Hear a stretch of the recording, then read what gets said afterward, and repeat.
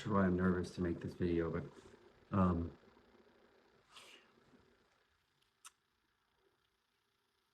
never in my life have I felt so much love, support, care, and appreciation. Uh, I don't typically cry in front of people. Um, in 24, 48 hours, I've seen so much genuine kindness and love. Um, and I just want to say thank you.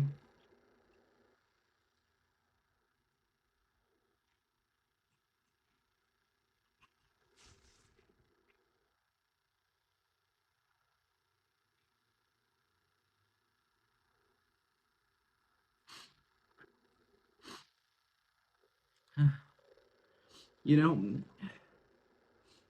when I wanted to help God and partner with God and help people, this wasn't what I picked. This isn't the lane that I wanted to be in. But because of your overwhelming love and support and observable need for this to be discussed, I'm willing to see how I can help and be a part of the conversation. But I just want to tell you how much I appreciate that love and support, and I feel the extension of that to those that are hurting and those that are victimized and those that are in tremendous need of support and love. Um, so I want to say that. I want you to feel that. And, if you're thinking, well, someone already said the comment I was going to say, every single comment of support, every single reach out literally means so much. Because when you're in these situations, you're groomed and convinced that you're alone and no one's there with you, and you're by yourself, and you're confused and you don't understand it, and it doesn't make sense, and the only person you have to bounce feedback off of is your abuser, because that's what they set up. And there's a reason why very few people go through the process in which I'm doing, because it opens up trauma in real ways, and that's not fun. Nobody wants to do this. I'd rather spend time with my family. I'd rather be doing, epoxying a countertop, working on something with my family. I'd rather be on a vacation. I'd rather be writing books to help people's lives than doing this.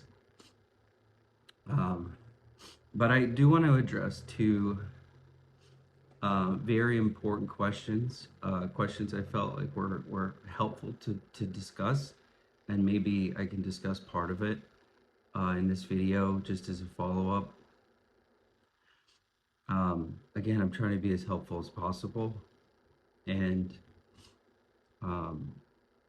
so the two questions, one of the number one questions that was coming up was, why did I stay?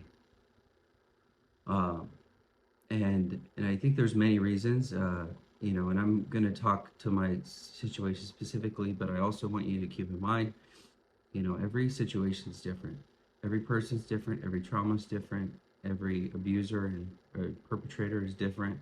So this isn't blanket, just this is my story, and I'll, try to address both categories. The reason why I stayed, I alluded to in my previous video. I'm just going to reiterate a few things for clarity. I, um, I had and grew up with um, uh, a verbal abuse, not from everyone, but I had it and it was present. And I also grew up with love and support, tremendous support. So, that's not just a blanket statement, but it was there.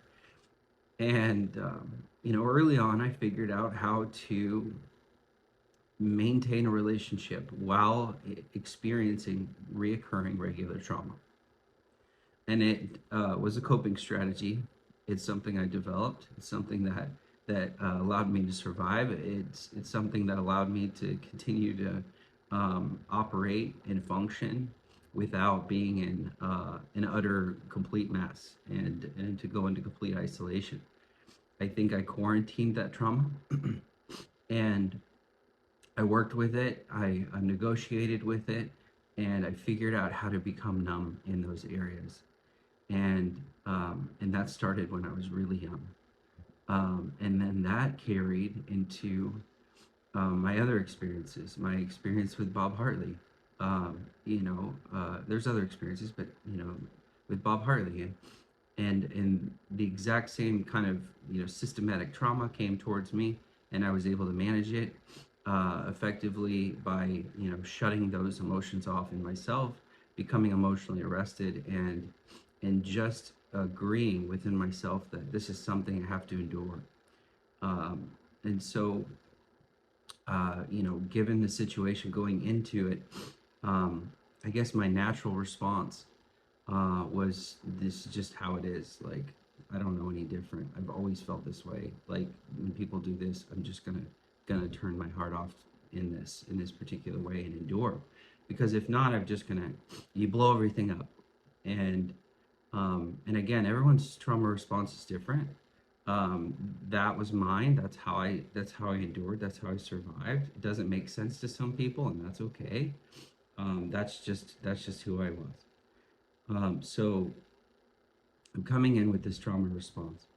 In addition to that, there's certain kinds of behaviors that are exhibited by groomers and by predators, and there's destructive loops and destructive patterns that I felt like I was in with these perpetrators, and they get you into a cycle of thinking where you question yourself, you question your own motives, you question your own integrity, you question your own thoughts. You don't feel like you know yourself anymore because people are pinned against you.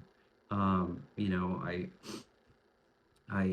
honestly felt like the whole world loves Shawn. The whole world loves who he is, and why would I be feeling these things? And you start to doubt yourself, and then you're being gaslit, and then you got narcissistic circles and loops to make sure that they're always right, they're always in charge, and in addition to that, they're your spiritual leader. They're the person who's speaking to you on behalf of God, and they're using spiritual influence, God, Jesus, the Holy Spirit, prayer, your salvation, and they're using it in a way to manipulate and gain access to what they want and to do what they want. And they're I guess it puts you in a trauma loop, a trauma cycle. And to be honest, it's really hard to see clearly. It You just feel like it's normal. You continually see the slow erosion, but then you say, well, this is just how it is. Like, this is just my life. Like, my circle of influence and my friends became so small because I was working 60, 70, 80 hours a week, and most of the time, and the only friends I had were the friends I worked with, and the only people of influence I had were Shawn and Cherie, and their any immediate connection there, because they were literally my life. Like this, I spent all my time. I devoted everything, and so I had no outside a chamber to speak of in terms of helping me course correct. Um, the question is, why did I wait so long? Um, there's tremendous shame and emotional toll, emotional burden that comes with these experiences. I felt like hiding. Um, I felt like uh, I I didn't want anyone to know about these things. I felt shameful. I felt so many crazy emotions, and so much so that I buried them. I buried them. I buried them deep. I buried them so that I couldn't even find them. I buried them. And I mentioned in my first video, please go and watch it if you haven't. Um, when uh, I was reached out to, when help reached out to me, Johnny Enlow said somebody wants to speak to you, and Johnny called and he was very supportive. Um, I had conversation with a former employee that was abused, and he told me things that had happened to him, and I realized at that moment that I wasn't alone in this. Um, it wasn't a lot. Like I, I wasn't living um, a life that where I second guessed myself anymore. I was what I felt was true, what I felt was real, and and while I was on the phone, I realized that the majority of what I had experienced, I never even shared with my wife because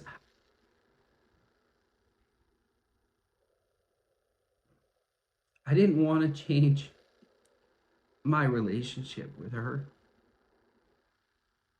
even though it doesn't make sense, even though it doesn't make logical sense. Of course, she would have supported me. Of course, she would have rallied around me. Like, she's incredible, absolutely incredible. She probably would have been the best person to talk to, honestly. But I just felt so slimed. I felt so gross that this was part of my story, and and I didn't even share it with her. I shared it with the former assistant before I told my wife, and that's how much I wanted to hide.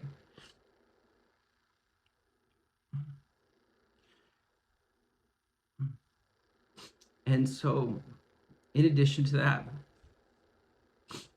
uh, I watched Shawn's calculated maneuvering and takedown of many people. I watched how meticulous he is. I watched how surgical he is. I watched how he would get his friends to do dirty work for him. I watched how he would circumvent systems and undermine people.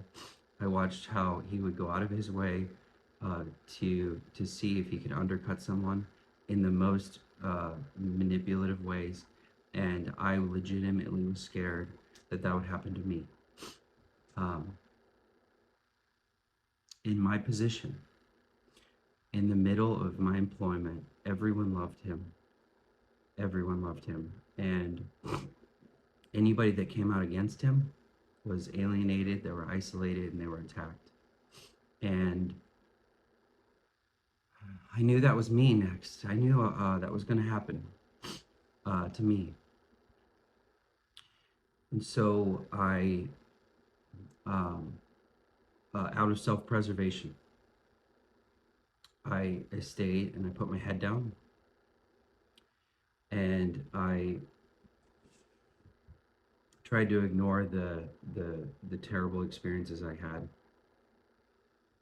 and um, I tried to partner with God in my work every day.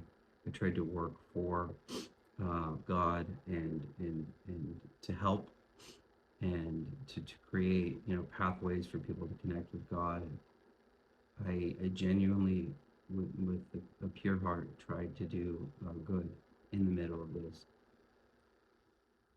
and and I do admit I own, that I had experienced these things and I did not say anything. Um, I was selfish in um, my own approach, and I know that people were harmed afterwards. Many people were harmed afterwards, and I'm very sorry.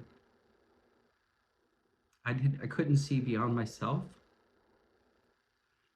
Honestly, I couldn't see beyond myself, beyond my small world. I stayed because uh, the majority of the time I was with them, my family had one income, and it was mine.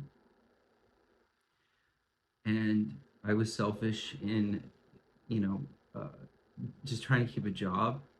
And I convinced myself that these are very hard jobs to come by. This particular kind of job with my particular kind of niche and my particular kind of work, it's not that easy. Um, and I had convinced myself that this was a very limited opportunity. And I think I had also convinced myself that if I had left, I would be walking away from an opportunity that God gave me. In all of my other transitions, I had dreams that helped me. I had a dream about going to Bethel. I had a dream about interning with Pastor Bill. I had a dream about um, transitioning and going to Atlanta. I had a dream. Yeah, many times. There's several sequences of dreams, and I felt like I was waiting in isolation without clarity. and and and transparency, because I'm trying to be as transparent as possible. I did have a dream, and it was towards the end of my time there, and it was after Danny and Chris came down, and I ignored it. I ignored the dream. I studied it, but I also ignored it because it was easy. I told them I was only using 10% of my brain. I needed more um, challenges. I needed something to help me. I was trying to just be open with them. I like this to me is this is more of a maintenance job now. I'm not growing because the creativity left, the possibility of growth left, and I kept telling them I'm using 10-20% of my brain. Like I'm sitting here twiddling my thumbs. Like anybody can do this work that I'm doing right now, and I felt like I was telling that. I told them that many times. Um, and I genuinely felt like I should have left sooner. Um, and maybe by the grace of God, I got kicked out because I feel like I was artificially supporting them. I was a support system. I was, in a way, I enabled them to succeed, and I enabled them to potentially harm people.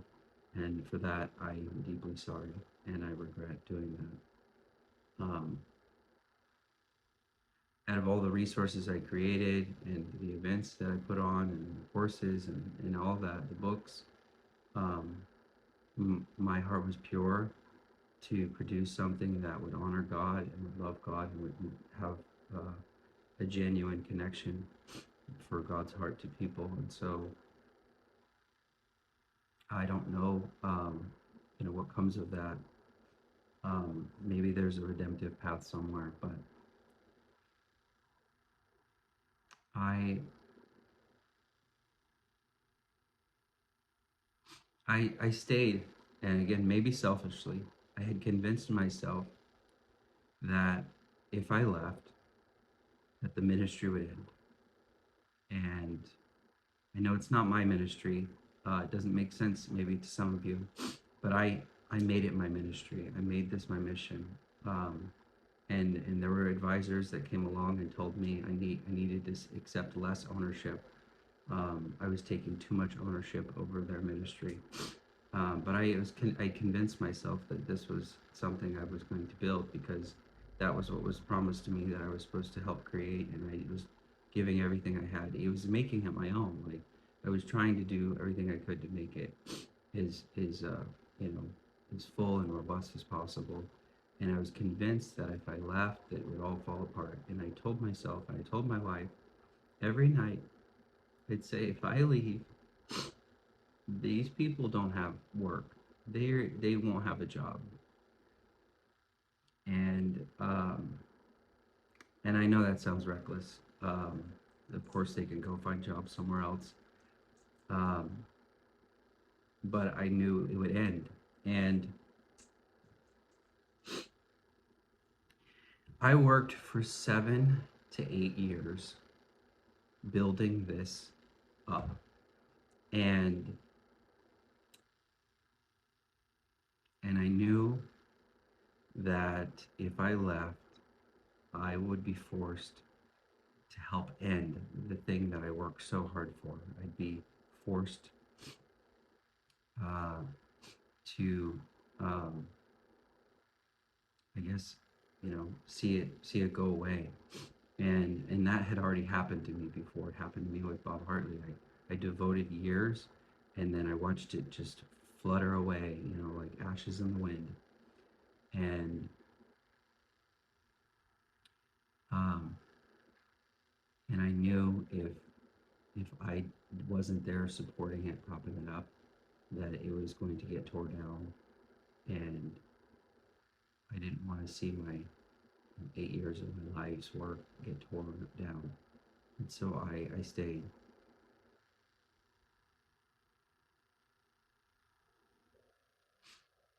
Probably wrongly, but I did. And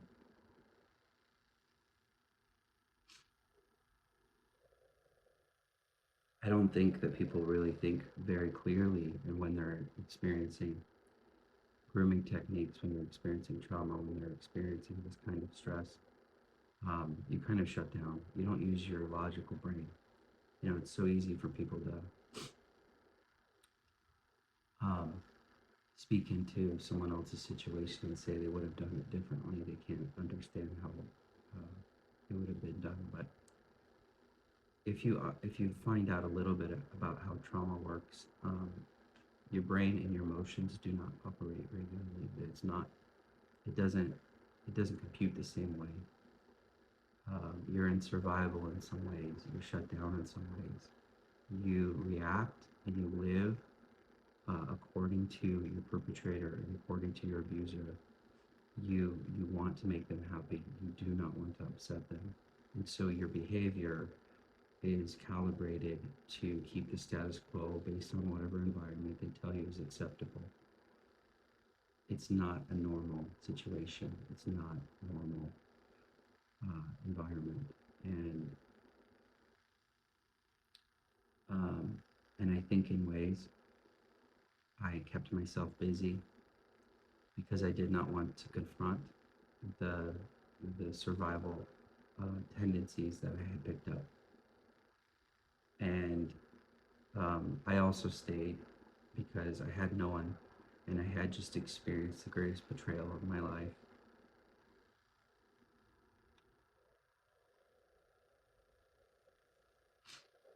I don't want to revisit that fully, but for those that haven't experienced their heart being ripped out of their chest, their entire world crumbling before their eyes, where all your hopes and dreams and your plans with an individual, with someone you partner with, you married, is gone in a minute, you would not understand. And the only people, I looked to my right and I looked to my left, and I had devoted my all of my time to them, to Shawn and Cherie and the crew. And the only people that were around me were the people I stayed with. I didn't have anybody else at the time. At least I didn't feel like I had anybody else at the time.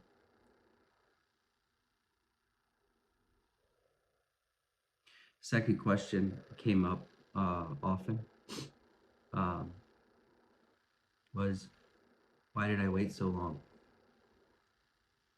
to say something? Why did I wait so long? There's many reasons. Um, Initially after leaving, I I found out help reached out to me. I got a phone call, and help was extended to me through, as I mentioned, Johnny Inlow and the former assistant. Excuse me. And they told me what they knew, and that was the first time I had heard about anyone else being, mistreated in that way, same way as me. And I genuinely had no options. I had no idea what to do. Um, I think they were trying to piece it together too. Um, the systems were largely not there. Systems for victims to go to, places for them to visit, people for them to call, processes for accountability. It's just not there.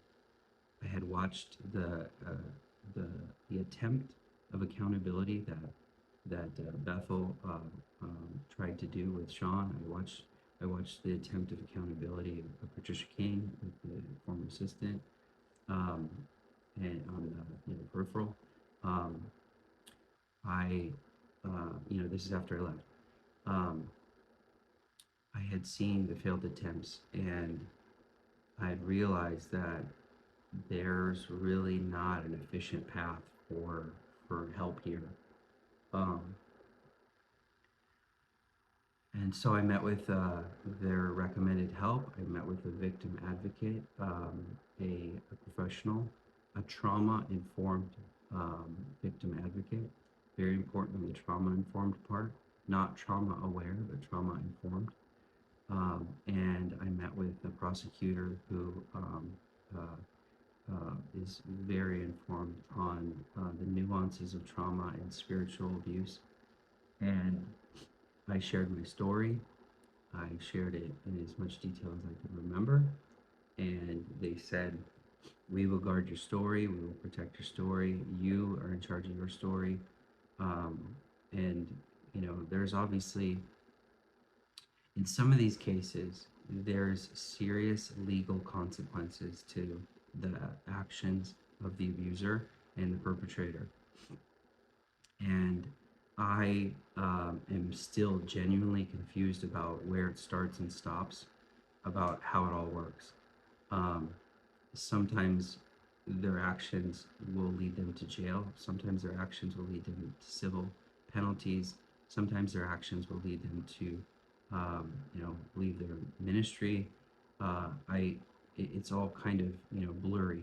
It's not clear, and to me, and I'm exiting out of this trauma, and the cloud had lifted, and I was able to see for the first time, like, this was not normal, and oh my gosh, this is happening to other people.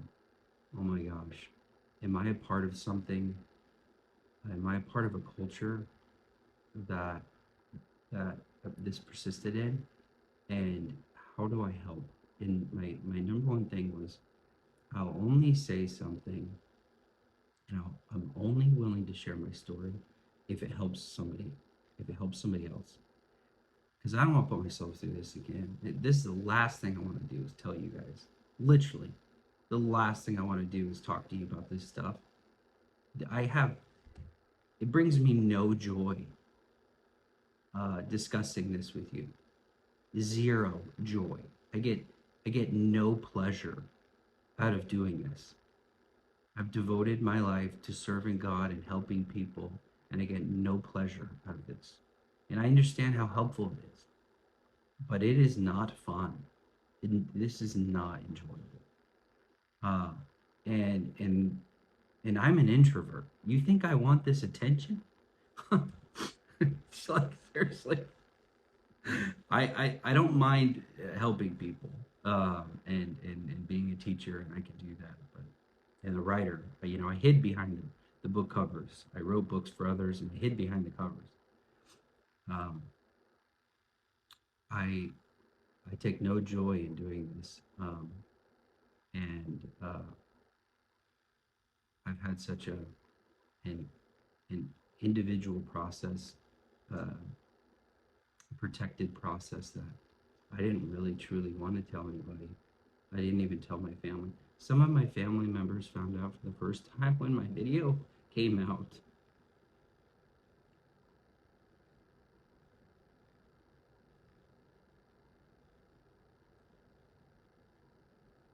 And the reason why I didn't share it with them is because I didn't want my relationship and the image of who they perceive me to be to change.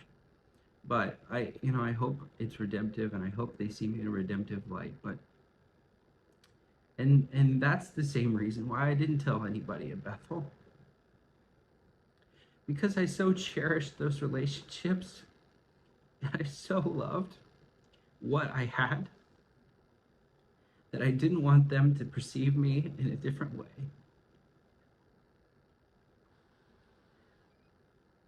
So maybe I I did not share that. Um, and So the processes were not there. Help was not visible. Um, Especially after I saw the attempt for Bethel to help, and I did not see it truly work and bring correction to Shawn. I didn't want to try on my own. If Bethel didn't get through to him, how was I going to do it? Um, and then ultimately, as I mentioned before, um, Shawn has the ability to tactfully and methodically take down somebody, and he's very gifted at it. He can use his gift against you equally, and um, I did not want to be on the brunt of that.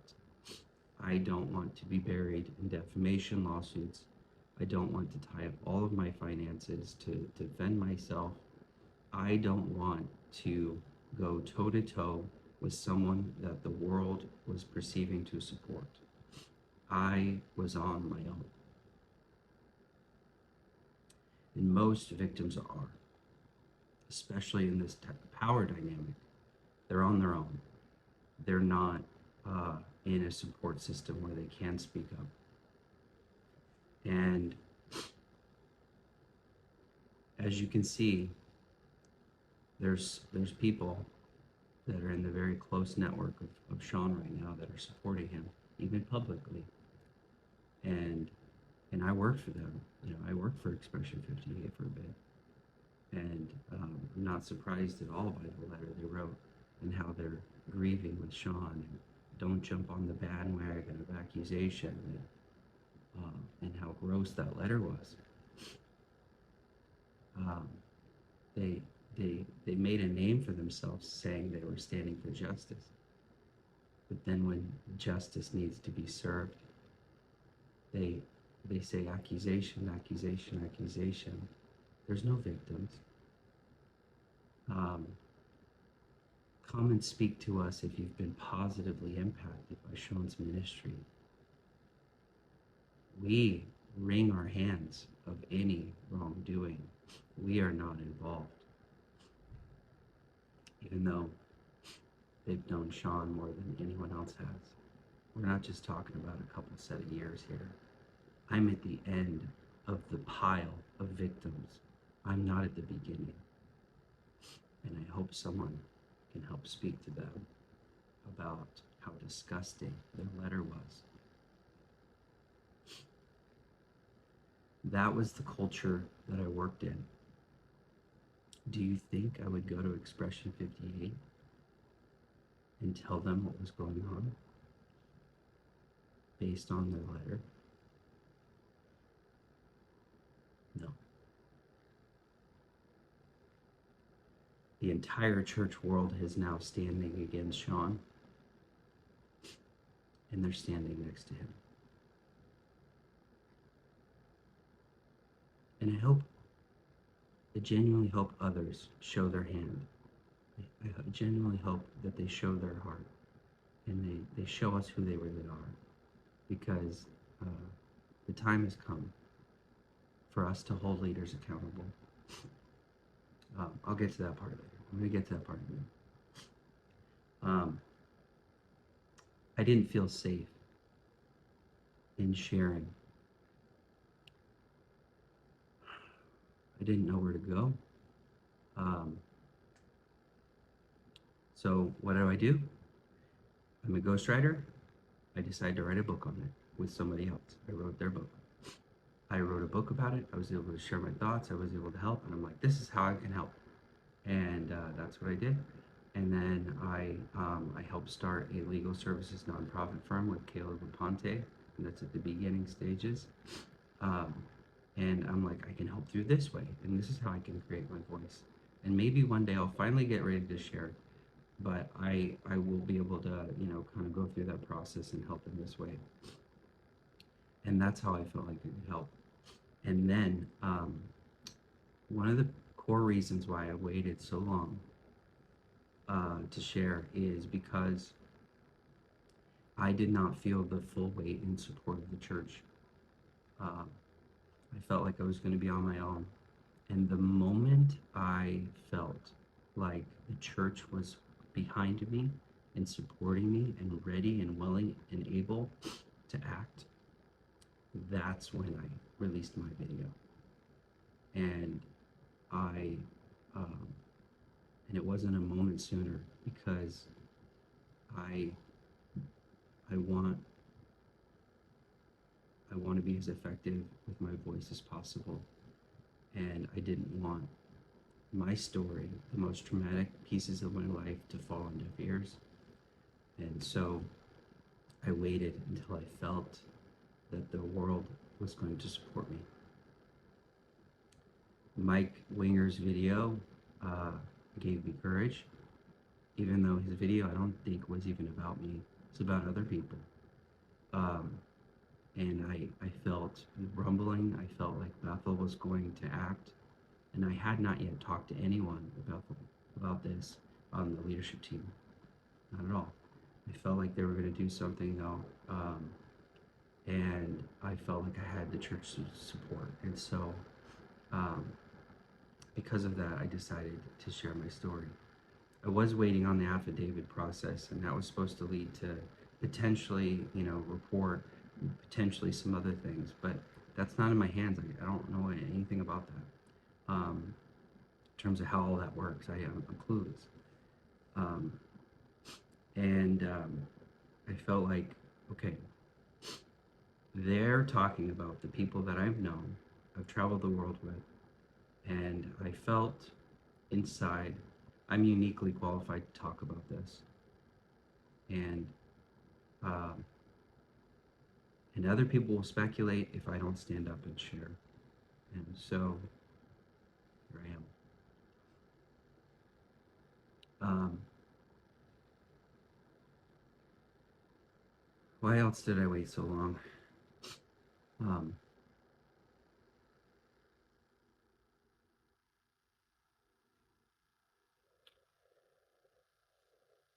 I didn't want to confront the most troubled moments of my life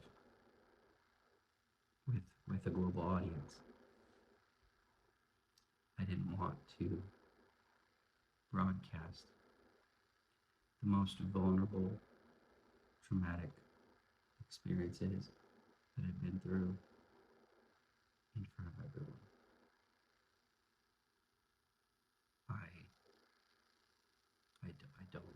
I didn't want to do that.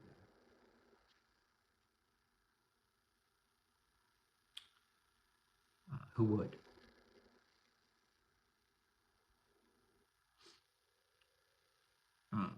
So it was the courage and support of external voices that propelled me to speak up. I would like to add that me coming public and sharing my story publicly, openly, uh, in my mind is the last resort. This is not what victims should do ultimately. They can if they wish, but you revisit your trauma, you revisit your abuser, you're confronting um, the deception, you're confronting the lies, you're putting yourself out on a public stage to be scrutinized, to be picked apart, for people to examine your story, examine your life, and give their 2 cents, to tell you how many mistakes you made and what you did wrong. And it's not something every victim should do, nor is it a first choice in anybody's mind. I think biblically speaking, it's like the last resort. It's when all the other efforts failed. Um, and again, uh, their victim stories. Um, in order to share, you have to own a measure of your responsibility, your contribution, um, and and I have to have ownership there in order to share. I have to find my lane of responsibility either during or after, and I have to be good with that. I have to be content with that. I have to own it. That has to be mine. And in radical transparency, I've tried to have radical ownership because it's the only way I felt like I could move forward. Um, I wasn't moving forward with blame, but that doesn't mean I can't hold people relationally accountable for their actions. That still is very much uh, needed. But um, I I needed to have radical ownership over my process, and every victim um, may be in a current cycle of trauma that is intense, and when you've been so wounded, words will put you on the floor for days. When somebody comments something, when somebody says something, when you get a thought in your mind, you're laying on the floor for days, not moving. I'm talking about that kind of trauma, where you lock yourself in your room and you don't eat for days. Individual words will do that to you. That's trauma. Um, Everyone's at a different stage of trauma, and victims have been through so much. And I only come to you because I've received a measure of healing. I I can stand before you and take the the beats, the beatings. I can stand and take the accusations. I can stand up and speak on my behalf. I don't need someone to speak on my behalf. I can meet my my trauma face to face, and I can address it, and I can speak to it, and I feel, because I've done tremendous work within myself. The Lord has done a tremendous work in me, and there's others around me that have done a tremendous work. I feel that I'm healthy enough to actually have a conversation with you. Most victims are not in that same spot, and everybody has their own trauma, and they have their own process, and that is perfectly fine. And everyone's on their own healing journey. There's no template here.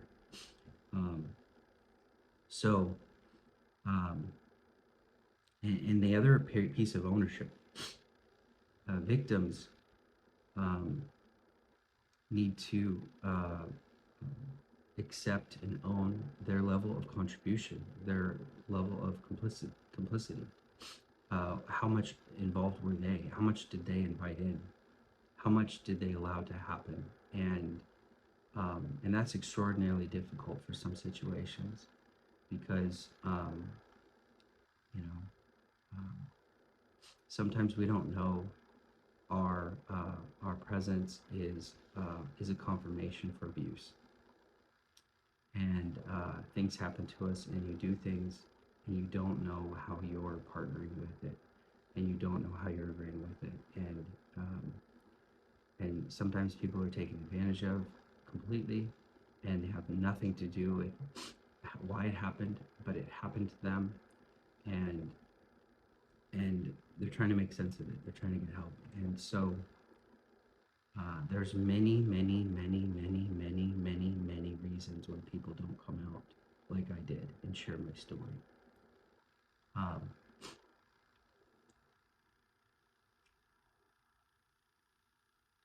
and I would echo that if systems had been in place, if I had somewhere to go, if I knew of an efficient process for accountability, if I knew I could go get help, um, the things that are being explored right now, if I knew that was in place, I would have run there. Um, but I didn't, and I was unaware. And um, and I hope and pray that the things that are being explored right now, like the third-party investigations, and the third-party reporting, and the phone number that you can call when something happens, where you don't have to hear one more time. Now, when you experience this, go speak to your accused, go to your abuser and tell them. And people are like, why didn't you say something to him? Why didn't you tell him? You're gonna go and confront your abuser and ask for resolution and ask them to make it better. Shawn admitted a culture of trauma and abuse, and I was on the tail end of it, and I'm supposed to go to him for help. See, the whole Matthew 18 thing doesn't work when you're sexually harassed and sexually assaulted. Anyone who says that that's the path forward is either an abuser themselves or they're completely oblivious to trauma and how the power dynamics work and how to protect a victim from their victimizer. They're completely oblivious to it. And I didn't see a clear path forward, so I held it in, and I waited until I felt the support of the church.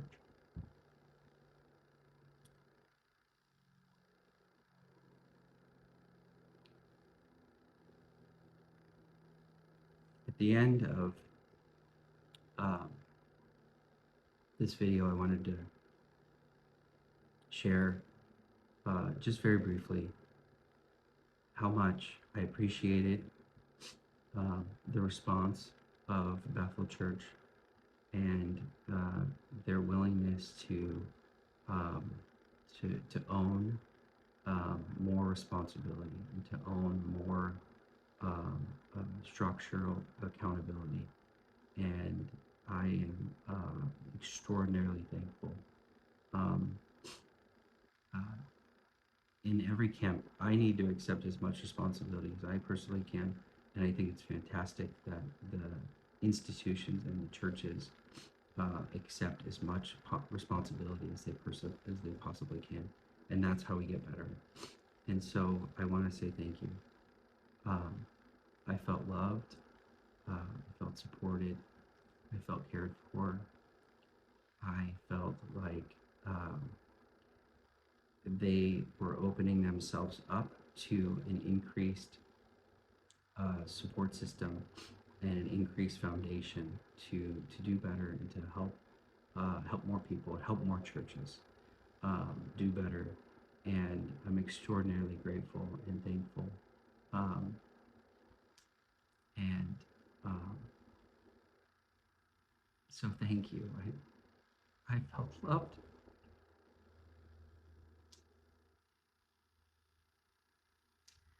truly loved. And and with all the continued efforts, um, I know that this is a traumatic conversation for some. Um, I know what I say is neutral, and how you respond is what's on your heart, what's on your mind. So it's very interesting hearing from some of you. Um, it reveals more about your heart than it does mine. My story is neutral. But I know that I'm having a conversation with many of you in your households and in your minds. And I thank you for inviting me in. And um, many of you have reached out to me, sharing your stories and the most traumatic experiences that you've had, and the abuse and the trauma and the betrayal. And I'm so taken back, honestly, um, and I am so thankful that you would feel like I would be worthy of hearing your story. Um, it is so sweet, and I'm so thankful that you would share that. I would like to add that I am not qualified. I'm not qualified to manage your stories. Uh, I I am well aware this having a conversation about trauma brings up trauma in everyone else, and it brings up your own trauma. I'm fully aware of that, and for that, I'm grateful that you're able to process your trauma. I'm also sorry that this conversation has happened upon you. But I'm not qualified to steward your stories or steward your trauma. Please, um, please go to people that are trained in this, pastors that you trust, will hopefully lead you to trauma-informed advocates, and there's efficient processes that are somewhat in place, but there's many that need to be established, because I think the reason people have held in their trauma for so long is because they don't know where to go. And then, something like the Jeremy video comes up, and now it's like, we'll process their trauma with Jeremy. And um, and it's because the church doesn't have these systems in place, and hopefully they figure that out soon. So I'm very thankful for the efforts there. um, and I'm very grateful, very grateful, and I hope that I can continue to be of help, and I can continue to be of support. And so, if there's a group of you, a smaller group of you maybe, that want to process this trauma, process betrayal, talk about the healing journey, um, I'm happy to have that conversation with you if it's helpful. Please let me know. If there's, the group of you that, um, you know, prefers everything else that I have to offer, uh, maybe I'll visit that again soon, and I could be of assistance there. I genuinely want to help people, and this is not my full story, but I'm well aware that the redemptive work of God is the most important supernatural work that we can partner with. And I'm happy to participate in it, because my life is a life of redemption, and Jesus is a redeemer. So thank you for listening and supporting. I love you guys. Take care.